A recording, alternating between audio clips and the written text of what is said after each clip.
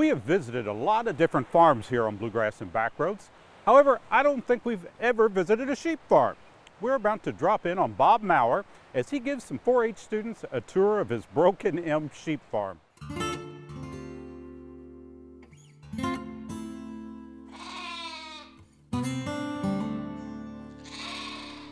If you was interested in going into the sheep business or any cattle enterprise, whatever, go find somebody that's in that business, what you think you want to do, and talk to them.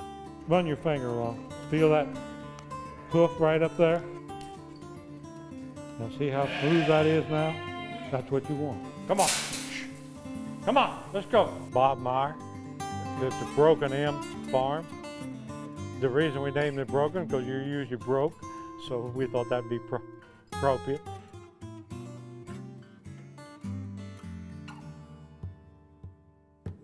The farm has been in the family for over 4 generations we've traced back. We moved out on the farm in 1950 and been on the farm ever since. When Dad was farming, we had hogs, cattle, sheep, raised tobacco, corn, wheat. We raised the whole thing. In '03, my daughter and her husband built a house on the farm. My daughter says, I'll help you with sheep, but cattle's too big, they hurt when they run over you. We've been in sheep ever since. Right now, we're in the process of lambing. We've got over 450 lambs on the ground.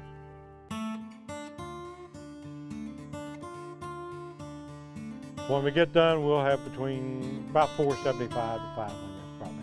Most people you'll find that either like sheep or they hate them. There's not much middle ground.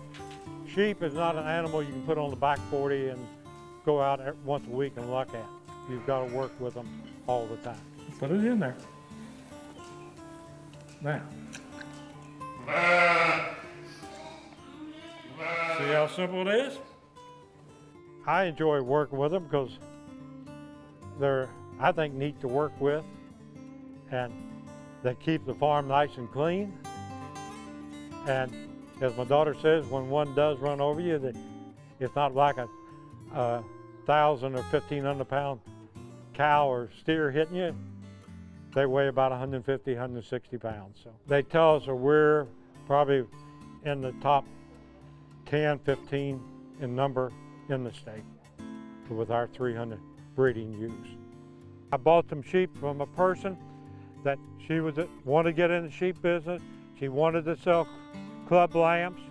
She got into it, but then she found out she had hair sheep, and the 4-H kids and FFA kids didn't want hair sheep. They wanted Suffolk, the bigger breeds.